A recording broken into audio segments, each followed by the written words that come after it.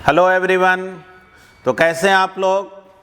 उम्मीद है आप लोग सब बिल्कुल स्वस्थ होंगे और अच्छे से पढ़ रहे होंगे। देखिए, आपको इलेक्ट्रोमैग्नेटिक इंडक्शन पढ़ाया जा रहा था और उसमें कोशिश किया गया है कि ज़्यादा से ज़्यादा टाइप्स ऑफ प्रॉब्लम को डिस्कस करें, सब कुछ एक्सप्लेन कर दें, और उम्मीद है आप लोग बेहतर ढंग से उसको सीखे भी होंगे। आज से हम स्टार्ट करने जा रहे हैं ऑल्टरनेटिंग करंट। देखिए, ऑल्टरनेटिंग करंट का सिंपल वे में मीनिंग समझना है। ऐसा इलेक्ट्रिक करंट जो कुछ टाइम तक अगर क्लॉकवाइज है तो कुछ टाइम तक एंटी क्लॉकवाइज है। जितना देर तक क्लॉकवाइज रहेगा उतना ही देर तक वो एंटी क्लॉक, यानी करंट का डायरेक्शन उसमें बदलते रहता है। अभी तक जो हम लोग करंट पढ़े थे वो सब डायरेक्ट करंट था, जिसको डीसी बोलते हैं। बैटरी वाला जो करंट होता है ना, वो एक फिक्स डायरेक्शन में होता है, तो उसको डीसी बोला जाता है। लेकिन ऐसा इलेक्ट्रिक करंट जिसका डायरेक्शन बदलते रहे, हाफ टाइम तक क्लॉकवाइज हो, अगले हाफ टाइम तक एंटी क्लॉकवाइज हो, तो ऐसे करंट को हम लोग बोलते हैं ऑल्टरनेटिंग करंट। तो आइए हम लोग जो चैप्टर स्टार्ट करने जा रहे हैं, इस चैप्टर का नाम है ऑल्टरनेटिंग करंट, जिसको हम लोग शॉर्ट में एसी बोलते हैं। बोलेंगे an electric current whose direction changes alternately is called alternating current।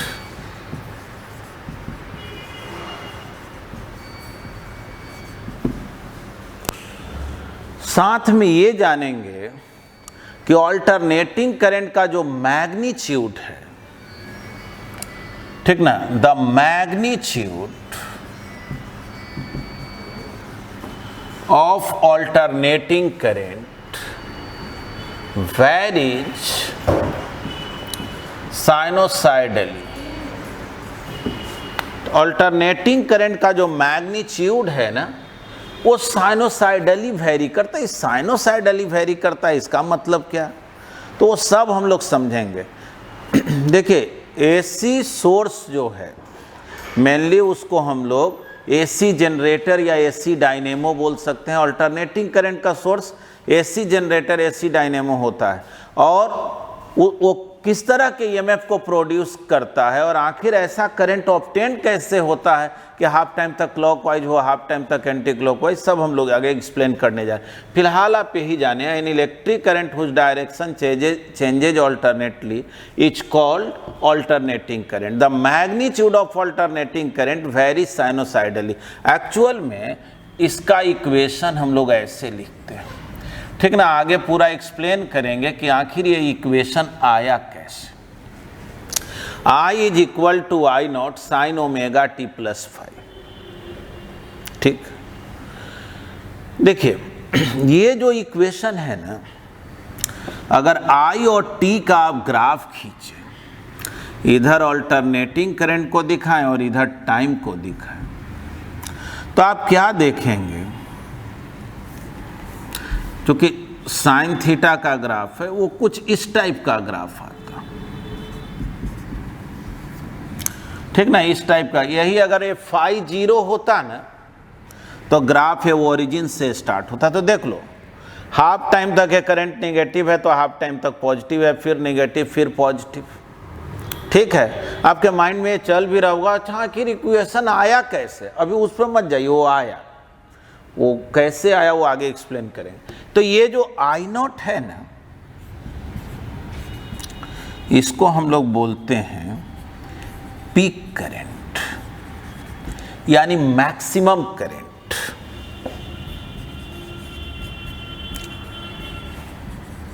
और ओमेगा जो है, इसको हम लोग बोलते हैं एंगुलर फ्रीक्वेंसी। बस समझिए, तत्काल उसका नाम है। और फाई को नाम दिया जाता है इसको बोलते हैं फेज कांस्टेंट। सबका हम लोग प्रैक्टिकल एस्पेक्ट भी समझेंगे। देखिए, इसके बारे में ये याद रखना है कि ये हाफ टाइम तक पॉजिटिव तो हाफ टाइम तक निगेटिव। तो ये हाफ टाइम का मतलब क्या है? तो देखो जी, पहले समझ लो, यहाँ से ये यहाँ तक पहुँचा तो ये फुल टाइम हो गया, ये हाफ, फिर यही रिपीट होते रहेगा।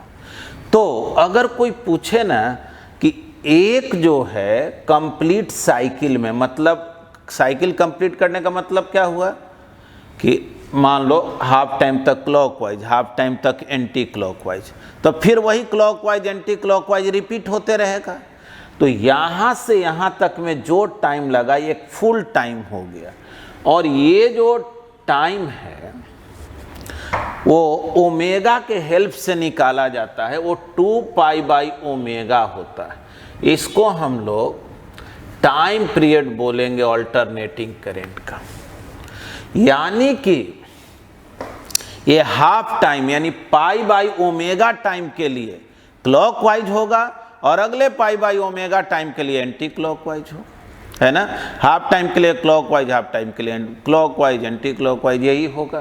पाई बाई ओमेगा हो गया, मतलब कि ऐसे आप बोल सकते हैं alternating current is positive for half time period and negative for next half time period.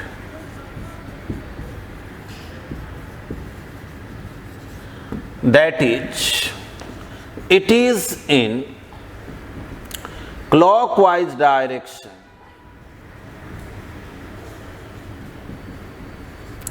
for half time period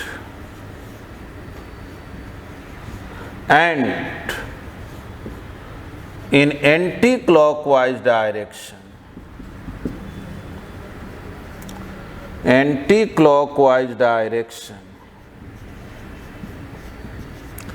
for next half time period.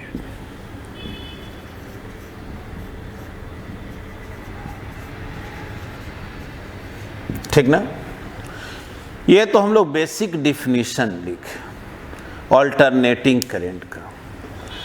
हम लोग आगे ये सीखने जा रहे हैं कि आखिर ऐसा करंट प्रोड्यूस करने वाला सोर्स कैसा है, आखिर अल्टरनेटिंग करंट प्रोड्यूस कैसे होता है, या कहो एसी जनरेटर काम कैसे करता है।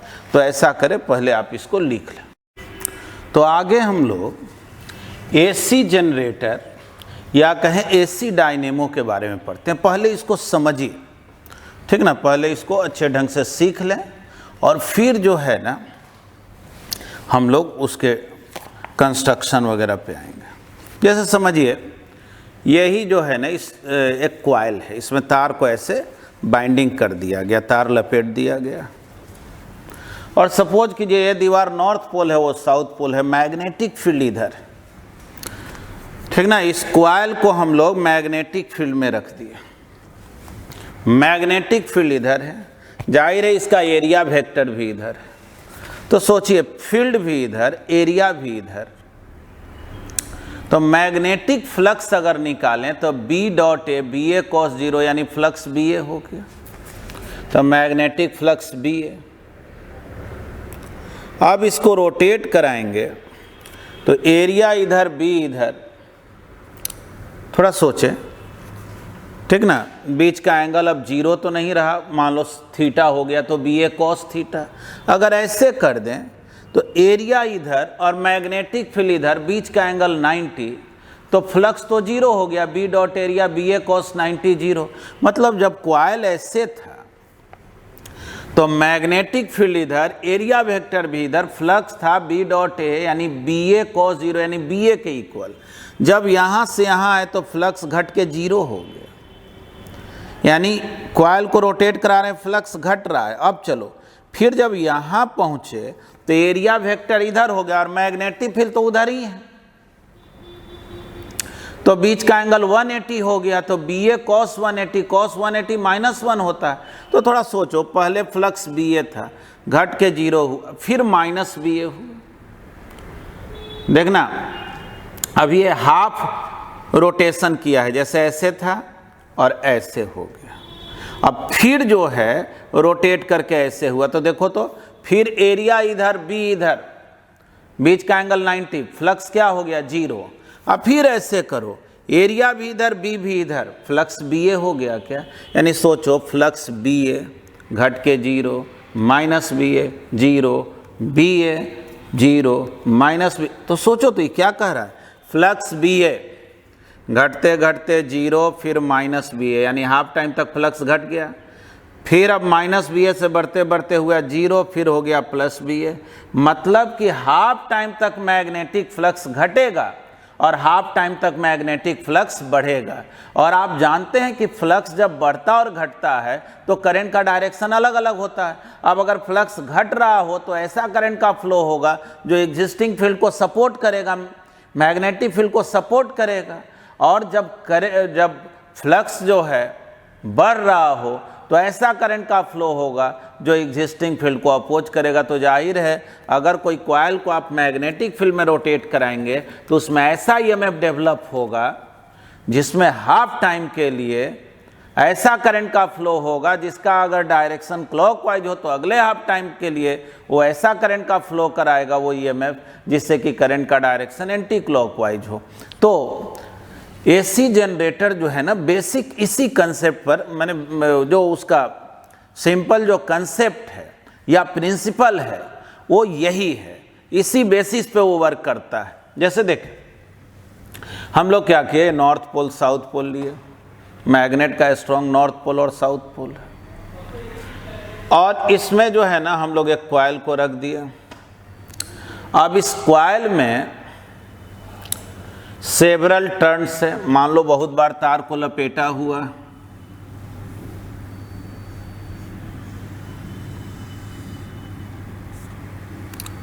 ठीक ना, बहुत बार इसमें तार को लपेटा गया,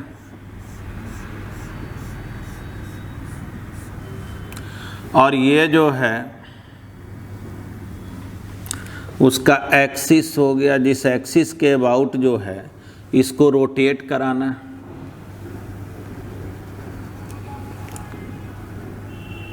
ठीक ना, इसी एक्सिस के अबाउट इस कॉइल को रोटेट कराना। सोचो, मैग्नेटिक फील्ड तो नॉर्थ पोल से साउथ पोल की ओर हुआ, कॉइल को अगर ओमेगा एंगुलर वेलोसिटी से हम रोटेट करा रहे हैं तो आप ये तो जाने कि जब रोटेट कराएंगे तो हाफ टाइम तक मैग्नेटिक फ्लक्स बढ़ेगा, हाफ टाइम तक घटेगा। तो इसमें ऐसा ईएमएफ डेवलप होगा जो कोई भी सर्किट में जो करंट का फ्लो कराएगा वो हाफ टाइम के लिए क्लॉकवाइज तो हाफ टाइम के लिए एंटी क्लॉक। देखिए, इसमें जो है ना, ये जो एक्सिस है, यहाँ पर एक रिंग का नाम C1 C2 दे देते हैं, ये रिंग भी इसके साथ रोटेट करता है। और रिंग के किनारे में ऐसे दो ठो, इसको ब्रश बोलते हैं, D1 D2, दो ठो ब्रश कनेक्टेड रहता है जो अपने फिक्स पोजीशन पे रहता है, और रिंग इस पर ऐसे ऐसे, मतलब रिंग रोटेट करा और उसके ही कांटेक्ट में परमानेंट बना रहता है। जैसे कैसे आप देखते होंगे कि ट्रेन जा रही है तो भाई वायर तो स्थिर रहता है और ये कैसा जो है कनेक्टर रहता है जो स्लाइड करते हुए जाता है। तो वैसे ही समझ लो, ये D1 D2 जो है, ये जो दोनों ब्रश है ये फिक्स पोजीशन में, ये रिंग इसी के साथ, इसी के एक्सिस के अबाउट रोटेट करते रहता है। याद रखना है कि ये जो एक्सिस है, ठीक ना, इसका जो एक्सिस ऑफ रोटेशन है वो मैग्नेटिक फील्ड के परपेंडिकुलर होता है। यानी अगर एक्सिस ऐसे है, कॉइल ऐसे ऐसे रोटेट करेगा तो मैग्नेटिक फील्ड इधर होगा। ठीक, अब थोड़ा समझिएगा, मुझे कैलकुलेशन करना है ईएमएफ का। तो देखिए, जैसे अभी एक कॉइल है, मान लो मैग्नेटिक फील्ड इधर है, मैग्नेटिक फील्ड भी इधर, एरिया वेक्टर भी इधर, और एक कॉइल ओमेगा एंगुलर वेलोसिटी से रोटेट करने लगा। ओमेगा एंगुलर वेलोसिटी से रोटेट करने का मतलब क्या होता है? 1 सेकंड में ओमेगा एंगल से रोटेट करेगा, है ना, 1 सेकंड में ओमेगा एंगल से रोटेट करेगा। तो बोलो टी टाइम में कितने से रोटेट करेगा, तो ओमेगा इंटू टी एंगल से रोटेट करेगा, है ना। ओमेगा एंगुलर वेलोसिटी से रोटेट कर रहा है, तो 1 सेकंड में ओमेगा एंगल से रोटेट करेगा, तो टी टाइम में ओमेगा इंटू टी। यानी देख लो, अभी अगर मान लो कॉइल इस पोजीशन में है, मैग्नेटिक फील्ड इधर, एरिया वेक्टर भी इधर, तो फ्लक्स हो गया बी है। टी टाइम के बाद अगर देखें तो मैग्नेटिक फील्ड तो उधर ही रहा, लेकिन एरिया वेक्टर का जो डायरेक्शन है, जो पहले ऐसे था अब इस तरह से हो गया, तो एरिया वेक्टर का डायरेक्शन तो बदल गया ना।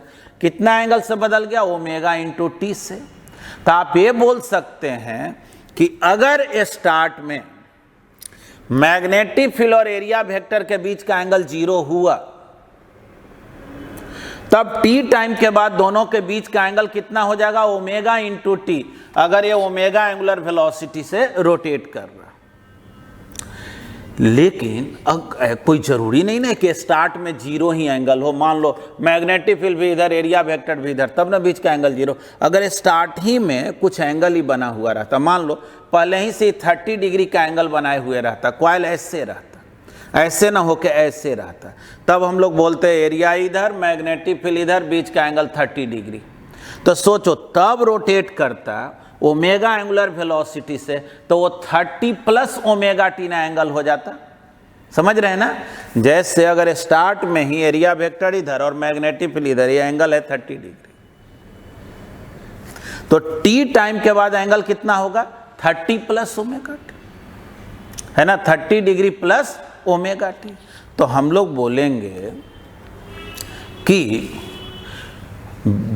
एरिया वेक्टर और मैग्नेटिक फील्ड के बीच का जो एंगल है टी टाइम के बाद क्या होगा, वो डिसाइड करेगा कि स्टार्ट में जब टाइम 0 है तब मैग्नेटिक फील्ड और एरिया वेक्टर के बीच का एंगल कितना है। तो ठीक है, अब इसमें हम लोग कुछ अजम्पशन कर लेते हैं। लेट ए जो है area of the each turn, प्रत्येक टर्न का एरिया, बी जो है वो मैग्नेटिक फील्ड, ठीक ना, ओमेगा जो है वो angular velocity about given axis.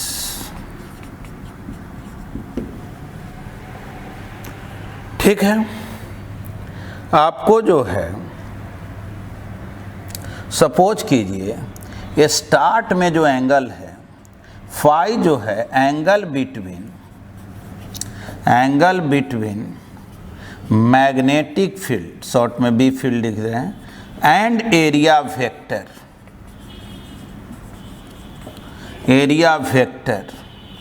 Eight T equal to 0। ठीक, टाइम 0 पे जो है मैग्नेटिक फील्ड और एरिया वेक्टर के बीच का एंगल कितना है, फाई। तो after time T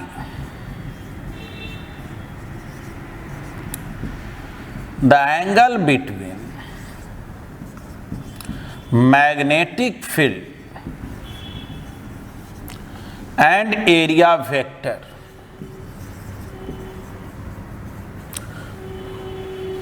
will be phi plus omega T. नहीं, स्टार्ट में ही अगर वो फाई एंगल बनाए हुए है, मैग्नेटिक फील्ड इधर है, एरिया वेक्टर स्टार्ट में फाई एंगल बनाए हुए, तो टी टाइम के बाद फाई प्लस ओमेगा टी। तो अब अगर आपसे ये पूछा जाए कि इस कॉइल के थ्रू मैग्नेटिक फ्लक्स क्या होगा, हाँ एक बात और जाने, टोटल नंबर ऑफ टर्न्स को n बोल दे रहे हैं, यहाँ पे लिख दे रहे हैं n जो है वो है total number of turns.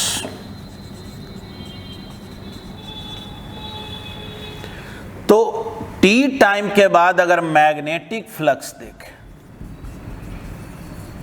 Magnetic flux through the coil after time t, तो बोलेंगे क्या, फ्लक्स हो गया B dot area vector into N, B A cos B और ए के बीच का एंगल, तो बी और एरिया वेक्टर के बीच का एंगल हो गया ओमेगा टी प्लस फाई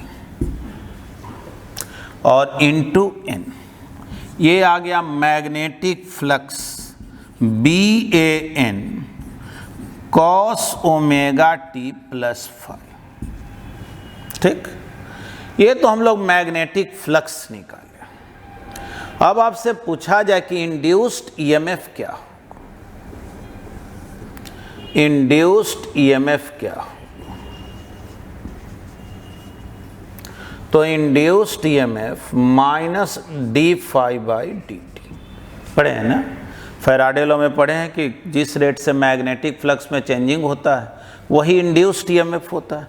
तो minus D phi by D T अगर करेंगे तो इसको डिफ्रेंशिएट करना है, तो बी ए एन तो है ही। देखो जी, कॉस का तो डिफ्रेंशिएशन माइनस साइन होता है और टी में जो मल्टीप्लाई है उसको बाहर लाना होगा, तो minus sine omega T plus phi.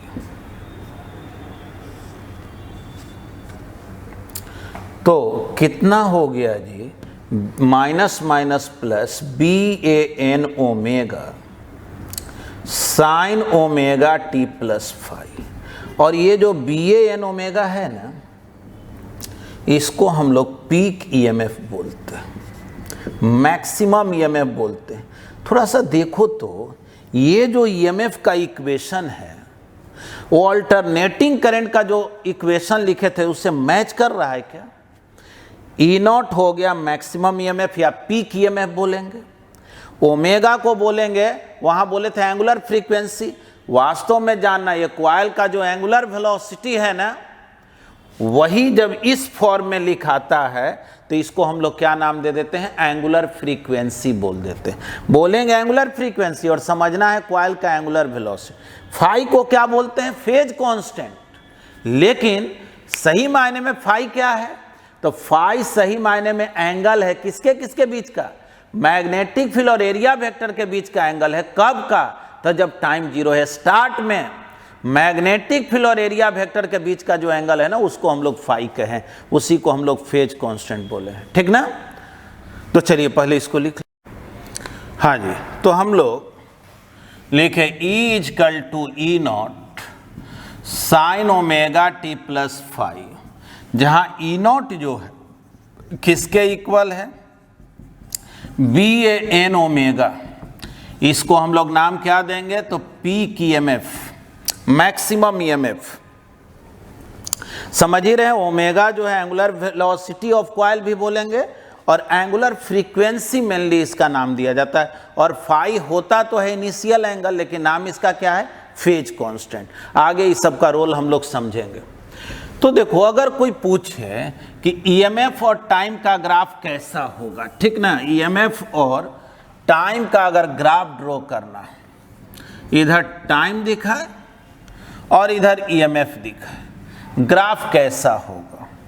तो देखो जी, अगर फाई का वैल्यू 0 होता तब तो ग्राफ ओरिजिन से स्टार्ट होता, तो ये तो साइनोसाइडल ग्राफ है, वो कुछ इस तरह का होगा।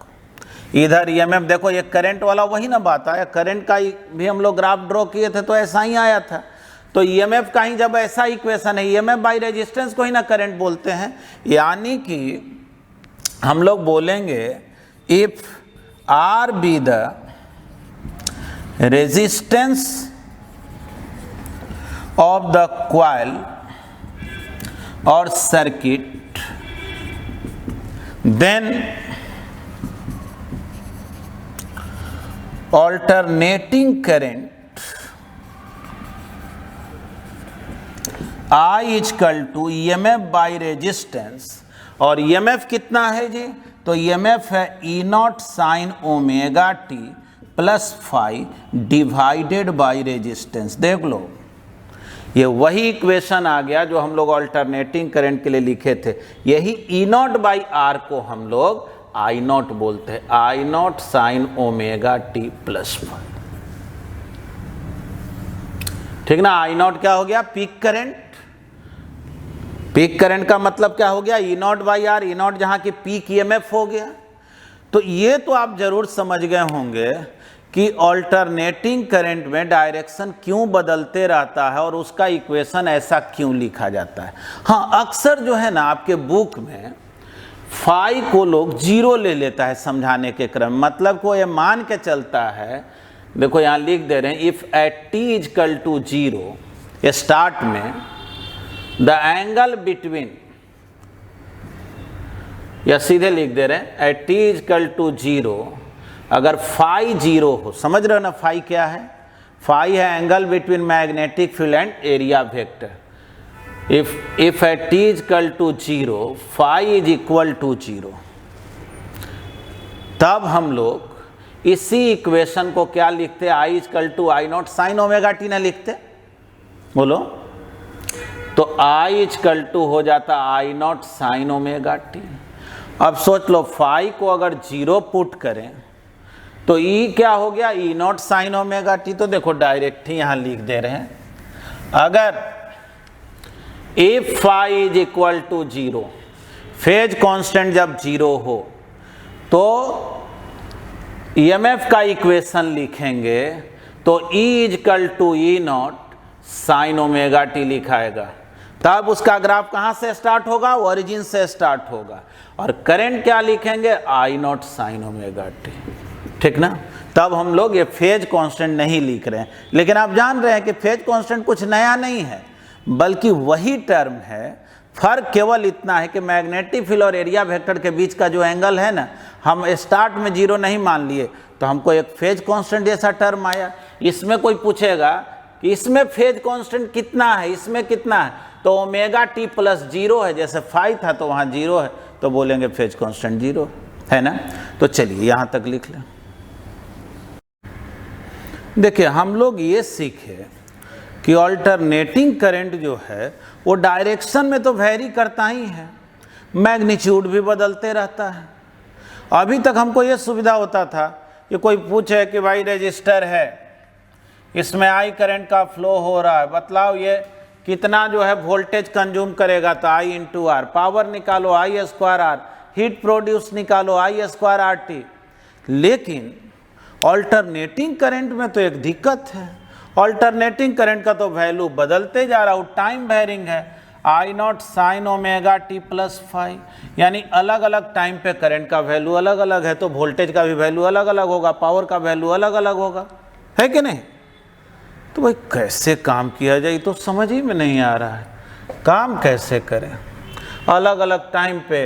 अब कोई पूछेगा बोलो ये जो है बल्ब जो लगा हुआ है वो कितना वोल्टेज कंज्यूम करेगा, तो बोले आई इंटू आर, और आई अलग अलग टाइम पे अलग अलग है।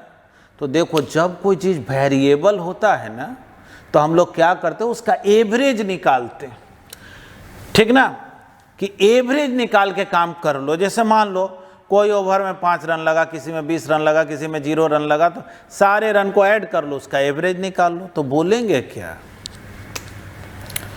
Average value of alternating current,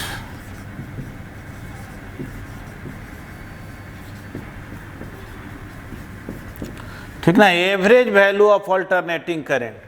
तो देखो इक्वेशन ऑफ ऑल्टरनेटिंग करंट क्या, तो यही है इक्वेशन ऑफ ऑल्टरनेटिंग करंट। अलग अलग टाइम पे करंट का वैल्यू अलग अलग होगा। वैसे जनरली फाई को लोग 0 लिख लेता है, तो 0 भी लिख सकते हैं, लेकिन जनरल तो इक्वेशन यही है। अब मुझे निकालना है इसका एवरेज। तो देखो जी, इतना तो सीखा है कि कॉइल को एक बार रोटेट करने में 2 पाई बाई ओमेगा टाइम लगता है, यानी देखो उसमें होता क्या, अल्टरनेटिंग करंट में हाफ टाइम तक फ्लक्स घटता है, फिर बढ़ता है, फिर घटता है, बढ़ता है, बढ़ता है, घटता है, मतलब उसी को रिपीट करते रहता है। तो उसका एक टाइम पीरियड होता है 2 पाई बाई ओमेगा के। जैसे हर 5 ओवर में 25 रन लगे, हर 5 ओवर में 25 रन, हर 5 ओवर में तब कोई पूछेगा एवरेज क्या होगा, तो बोलेंगे 5 ओवर में एवरेज निकाल लो, वही एवरेज होगा, चाहे तुम 10 ओवर के बात करो या 50 ओवर के बात करो, एवरेज वही होगा।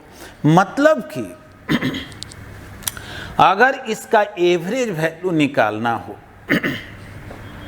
तो एक बात सीधे सीधे जानो कि हम एक टाइम पीरियड पर एवरेज निकालें चाहे लॉन्ग टाइम पीरियड पर एवरेज निकालें, कोई फर्क नहीं है, क्योंकि टाइम पीरियड जो है वो 2 पाई बाई ओमेगा है, और वो एक टाइम पीरियड में वो रिपीट कर, मतलब एक टाइम पीरियड होगा वैसा ही फिर दूसरा टाइम पीरियड होगा वैसा ही तीसरा टाइम पीरियड। तो जब भी ऐसा कोई फंक्शन हो उसको पीरियोडिक फंक्शन बोलते हैं, जो एक निश्चित टाइम के बाद खुद को रिपीट करे। तो उस केस में अगर कोई पूछे इसका एवरेज निकालो तो बोलेंगे कितने टाइम में, तो बोला कि एक टाइम पीरियड में या लॉन्ग टाइम पीरियड में, तो दोनों एक ही बात होता है। तो देखो अगर हम लोग एवरेज वैल्यू इसका निकालें तो वैसे तो एक बात जान रहे हो, कॉमन सेंस है, ये हाफ टाइम तक प्लस है तो हाफ टाइम तक माइनस है, हाफ टाइम तक क्लॉकवाइज है तो हाफ टाइम तक एंटी क्लॉकवाइज है, तो एवरेज वैल्यू इसका 0 आना चाहिए। लेकिन मैथमेटिकली निकालेंगे कैसे, तो ठीक देखो जी, average value of alternating current over 1 time period और over a long time period. तो देखो जी, आई का एवरेज अगर निकालें तो ऊपर नीचे इंटीग्रेशन का साइन, आई कितने के इक्वल है, I not sine omega T plus 5। देखो जी, ये टी टाइम पर डिपेंड कर रहा है, यहाँ लिखे डी टी, यहाँ लिखे डी टी, 0 से टी, 0 से टी, टी हो गया 2 पाई बाई ओमेगा। देखो मैथमेटिकल रूल यही है, कोई भी इक्वेशन का एवरेज निकालना हो ना, ऊपर नीचे इंटीग्रेशन का साइन, इक्वेशन लिख दो 0 से 2 पाई बाई ओमेगा जी। यहाँ चूँकि एक टाइम पीरियड पर निकाल रहे हैं और बताए हैं कि कोई भी पेरियोडिक फंक्शन हो खुद को रिपीट करने वाला, तो एक टाइम पीरियड पर निकालो या लॉन्ग टाइम पीरियड पर, रिजल्ट में कोई फ़र्क नहीं पड़ता। अब थोड़ा देखना, अब इसको सॉल्व कैसे करें, आई नॉट, अब यहाँ लिखा हुआ है साइन थीटा, तो साइन का इंटीग्रेशन क्या होता है, तो साइन का इंटीग्रेशन होता है माइनस कॉस, और टी में मल्टीप्लाई ओमेगा है तो ओमेगा से डिवाइड करेंगे, तो लिखेंगे कॉस ओमेगा टी प्लस 5, है ना, 0 से 2 pi by omega divided by D T का इंटीग्रेशन टी 0 से 2 पाई बाई ओमेगा। ठीक ना, मेथड यही है मैथमेटिकली एवरेज को निकालने का। थोड़ा सोचो तो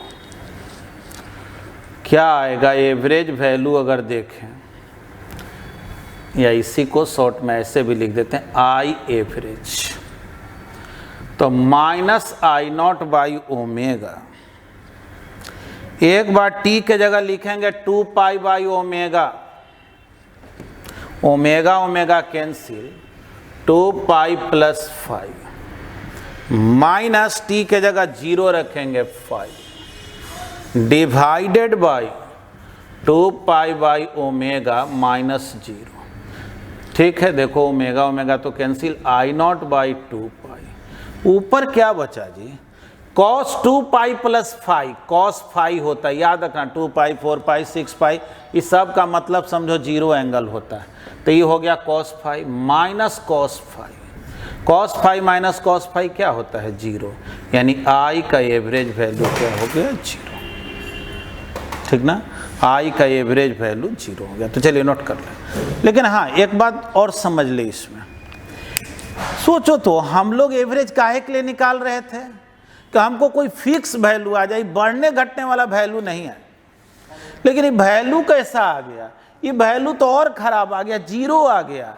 मतलब बल्ब में करंट पास हो रहा है, बल्ब वोल्टेज कंज्यूम कर, और हमसे कोई पूछेगा बतलाओ बल्ब कितना वोल्टेज कंज्यूम किया, I इंटू आर, और I एवरेज देखे तो 0।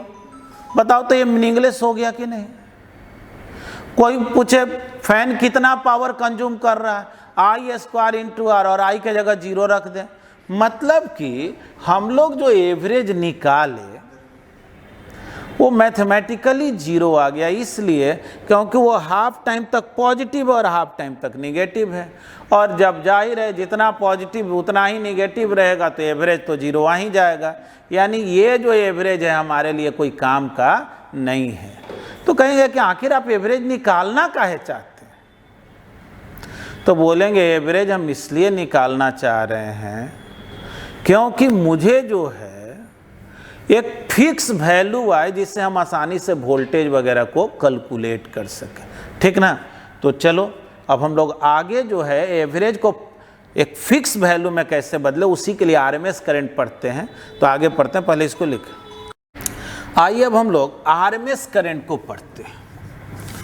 आरएमएस करंट 12th के एग्जाम में आपसे पूछा भी जाता है। आरएमएस करंट का मतलब हो गया रूट मीन स्क्वायर करंट। देखो जी, रूट मीन स्क्वायर करंट क्या, तो जैसा कि आप जानते हैं करंट का equation I not sine omega T plus phi होता है, ठीक ना। अगर कैलकुलेशन में थोड़ा सुविधा चाहते हो तब फाई को 0 कर लो तो थोड़ा सीधा सीधा हो जाएगा। एनसीईआरटी बुक में अक्सर जो है ना वो फाई फेज एंगल को 0 मान लेता है। खैर फिर भी हम तो स्टैंडर्ड मेथड से बता रहे हैं, जो स्टैंडर्ड फॉर्म है उसको बता रहे हैं। ये हमारा इंस्टेंटेनियस करंट का इक्वेशन है, अलग अलग टाइम पे जो करंट है उसका इक्वेशन। और हम लोग जाने कि इसका एवरेज निकालने पर 0 आ जाता। तो देखो ऐसे भी जानना एक बात, साइन थीटा का एवरेज जब भी निकालोगे ना एक टाइम पीरियड पर तो 0 आएगा, क्योंकि हाफ टाइम वो प्लस होता है, तो हाफ जैसे 0 से 180 तक प्लस होता है तो 180 से 360 तक वो माइनस होता है। इसलिए साइन थीटा का तो गारंटी है, एवरेज जो है एक साइकिल पर निकालेंगे 0 से 360 डिग्री पे निकालेंगे तो वो तो 0 आना ही। तो आखिर मुझे एवरेज चाहिए, लेकिन वैसे एवरेज निकालते हैं तो 0 आ जाता है। देखो एक और सिंपल ट्रिक है, जैसे हम इंटीग्रेशन बताए ना, सिंपल ट्रिक क्या है, साइन थीटा का एवरेज निकालना है। बोलो साइन थीटा का मैक्सिमम वैल्यू क्या होता है, तो 1, मिनिमम क्या होता है -1, तो -1 में 1 ऐड कर दो और 2 से डिवाइड कर दो, एवरेज आ जाएगा। -1 + 1/2 0 हो गया, है ना। अगर कोई पूछे साइन स्क्वायर थीटा का एवरेज क्या होगा एक साइकिल पर, तो बोलेंगे साइन स्क्वायर थीटा का मिनिमम वैल्यू क्या है 0, क्योंकि माइनस में तो हो नहीं सकता है, कम से कम 0, और ज़्यादा से ज़्यादा 1 होता है तो 0 + 1/2 यानी 1/2 हो, यानी साइन स्क्वायर थीटा का एवरेज 1/2 और साइन थीटा का एवरेज 0। तो देखो जी I = I0 sin omega T plus phi. अब अगर हम लोग I square I0 square sine square omega T plus phi, देखो कहोगे आप स्क्वायर काहे कर दिए, तो बोलेंगे क्या कि अगर मुझे पॉजिटिव एवरेज वैल्यू चाहिए तो आई का एवरेज मत निकालो, आई स्क्वायर का एवरेज निकालो। बोलेंगे क्या, to get positive value of average current we find average of a square of alternating current, ठीक ना। अल्टरनेटिंग करंट के स्क्वायर का एवरेज निकालो और उसी को अंडर रूट कर दो, बोलेंगे it's a square root is called RMS current. इसके स्क्वायर रूट को हम लोग क्या बोलेंगे, RMS current, root mean square current. यानी देखो आई है ना, तो इसका ये स्क्वायर करो, स्क्वायर का तो एवरेज कभी 0 नहीं ना हो सकता है, माइनस तो गारंटी है ना कि कभी नहीं हो सकता है। बोलो स्क्वायर जब रहेगा तो माइनस में तो नहीं, हाँ साइन थीटा था तो प्लस भी हो सकता है माइनस भी, साइन स्क्वायर थीटा है तो वो तो गारंटी हमेशा पॉजिटिव ही होगा या कम से कम होगा तो जीरो होगा। इसलिए इसका जब एवरेज निकालेंगे तो ये गारंटी है कि वो माइनस में नहीं आने को है, तो वो एक सर्टेन वैल्यू को देगा, कुछ पॉजिटिव वैल्यू को देगा। और वो जो भी वैल्यू देगा, जैसे मान लो मुझे निकालना तो आई का एवरेज है, लेकिन हम बोले कि नहीं आई स्क्वायर का एवरेज निकालो, इसी को अंडर रूट कर दो, तो जो आएगा ना वो भी तो एवरेज ही ना हो गया, लेकिन उसका नाम क्या देते हैं, आरएमएस करंट। ये एवरेज निकालने का अलग मेथड हुआ, ठीक ना। कोई पूछे आरएमएस करंट आखिर पढ़ते क्यों हैं, तो बोलेंगे कि देखो अल्टरनेटिंग करंट वेरिएबल करंट है, अलग अलग टाइम पे करंट अलग अलग होता है। अब कोई मीटर में बिजली बिल मापने आया तो चूंकि वो क्या देखता है कि किस टाइम पे मापे, ऐसा तो नहीं होता, बस वो कनेक्ट किया और एक एवरेज आधार पे वो कैलकुलेशन हो जाता है। सही बात तो ये है कि एक ही बल्ब जो है अलग अलग टाइम पे अलग अलग पावर कंज्यूम करते रहता है, क्योंकि करंट वेरिएबल होता है, लेकिन एवरेज उसको निकाल करके हम लोग काउंट करते हैं और वो एवरेज हम लोग आरएमएस करंट के आधार पे निकालते हैं। तो देखना जी, आई स्क्वायर का एवरेज निकालो, तो आई स्क्वायर का एवरेज निकालो, ठीक ना, एवरेज ऑफ आई स्क्वायर,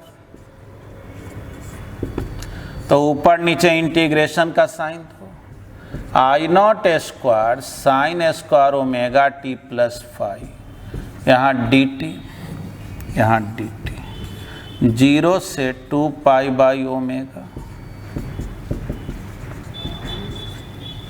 ठीक। तो आई नॉट स्क्वायर, देखो जी ये साइन स्क्वायर थीटा है, तो साइन स्क्वायर थीटा इसको लिख सकते हो 1 माइनस कॉस 2 थीटा बाई 2, क्योंकि ये फॉर्मूला जानेंगे 1 माइनस कॉस थीटा जो होता है ना 2 साइन स्क्वायर थीटा बाई 2 होता है, ठीक ना, ये फॉर्मूला होता है। तो यहाँ से देख लो साइन स्क्वायर थीटा बाई 2 अगर लिखना होता तो 1 माइनस कॉस थीटा बाई 2 लिखते, क्योंकि यहाँ थीटा बाई 2 है, समझ रहे हैं ना। देख लो यहाँ भी वही काम करो, 1 माइनस कॉस 2 थीटा, इसको अगर इस फार्मूला पे सेट करोगे तो 2 साइन स्क्वायर 2 थीटा बाई 2 करोगे, 2 2 कैंसिल, यानी कितना आ जाएगा, साइन स्क्वायर थीटा आ जाएगा, ठीक ना। इसी फार्मूला से लिखा गया है, ये जानना 1 माइनस कॉस 2 थीटा को, यानी 1 माइनस कॉस थीटा का ये फार्मूला होता है, रखोगे तो ये आ जाएगा। ध्यान से देखो जी, तो 1 minus cos 2 theta 2 omega T plus 5 divided by 2 D T और whole divided by D T, 0 से 2 पाई बाई ओमेगा,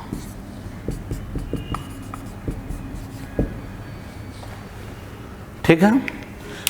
आप तो जान ही रहे, एक टाइम पीरियड पर निकाले या लॉन्ग टाइम पीरियड पर निकाले कोई फर्क नहीं पड़ेगा। अब देखिए इसी को आगे सॉल्व करते हैं।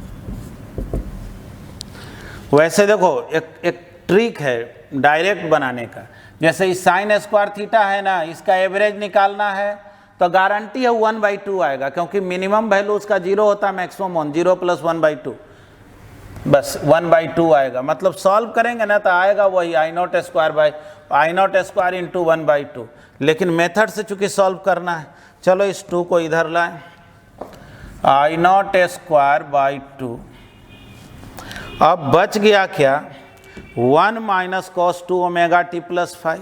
देखो जी इस फार्मूला को हम यहाँ से मिटा दे रहे हैं, इसको लिख लेना साइड में ज़रूरत हो तो देखो जी 1 इंटू डी टी, तो डी टी का इंटीग्रेशन हो गया टी, कॉस का इंटीग्रेशन साइन होता है और टी में मल्टीप्लाई 2 ओमेगा से है, तो 2 ओमेगा डिवाइड कर देंगे, तो साइन 2 ओमेगा टी प्लस 5, ठीक। 0 से 2 पाई बाई ओमेगा, और नीचे dt का इंटीग्रेशन t 0 से 2 पाई बाई ओमेगा। देखो जी आई स्क्वायर का average I not square by 2, जहाँ t लिखा हुआ है वहाँ 2 पाई बाई ओमेगा लिखो, sine 2 pi by omega plus 5। ठीक, अब देखो जी माइनस करके लिखना है, अब इसको थोड़ा समझना, उधर माइनस करके लिखना है, जहाँ जहाँ t है 0 लिखो तो 0, यहाँ भी 0 लिख दो तो 1/2 ओमेगा साइन 5, और whole divided by 2 pi by omega minus 0। तो जाहिर है 2 पाई बाई ओमेगा माइनस 0 करोगे तो 2 पाई बाई ओमेगा ही बचा। देखो तो ये क्या आ गया, आई नॉट स्क्वायर बाई 2, थोड़ा समझना, omega omega cancel, sine 4 pi plus sine 2 pi, याद रखना 2 पाई हो 4 पाई 6 पाई वो सब जो है समझ लो 0 है, क्योंकि 2 पाई मतलब 360, जहाँ से चले वहीं पहुँच जाते हैं। तो देखना ध्यान से, 2 पाई बाई ओमेगा माइनस ये हो गया साइन 4 पाई प्लस 2 पाई करेंगे तो 4 पाई गायब कर दो, सीधे लिखो sine 2 pi divided by 2 omega. यहाँ देख लो माइनस माइनस प्लस, यहाँ भी साइन देख लो, अच्छा ये 2 मल्टीप्लाई है जी तो यहाँ भी 2 पाई हो जाएगा ना, देख लो t के जगह 0 रख देंगे तो ये टर्म 0 लेकिन साइन 2 पाई होगा। तो देख लो ये भी क्या आ गया, minus minus plus sine 2 pi divided by omega. देखो तो ये वाला टर्म जो, और नीचे में अभी बचा हुआ है, नीचे में क्या लिखेंगे 2 पाई बाई, देखो ये टर्म तो कैंसिल हो गया, और 2 पाई बाई ओमेगा से 2 पाई बाई ओमेगा कैंसिल हो गया, तो आई स्क्वायर का एवरेज क्या आया, आई नॉट स्क्वायर बाई 2, यही ना, वो तो स्टार्ट में ही बोले थे कि आई नॉट स्क्वायर बाई 2 ही आएगा, कारण कि न्यूमेरिकल वगैरह बनाएंगे तो वो डायरेक्ट काम करेंगे। तो पहले तो इसको जल्दी से लिख,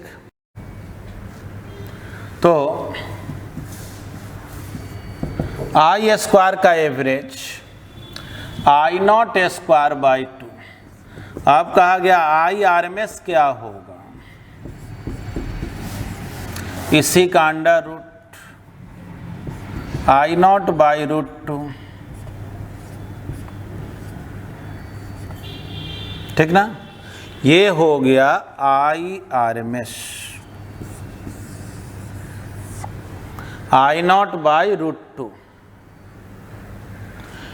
देखो जी ये जो आरएमएस करंट पढ़े ना, यही हमारे लिए सबसे ज़्यादा यूजफुल है, यानी कोई भी रेजिस्टर के थ्रू करंट पास कर रहा, कोई पूछे अल्टरनेटिंग करंट पास कर रहा है, बतलाओ तो ये रेजिस्टेंस कितना वोल्टेज कंज्यूम करेगा, तो आई इंटू आर जहाँ बोलते थे ना, वहाँ आई इंटू आर ना बोल के क्या बोलेंगे, I R M S into R, power consume की I R M S square into R, है ना, हीट कितना प्रोड्यूस होगा तो I R M S square R T, इस तरह से काम करेंगे, ठीक ना। तो आप जो है आज इतना ही सीखें, अगले क्लास में हम लोग आगे पढ़ेंगे, ठीक है ना। थैंक यू, धन्यवाद।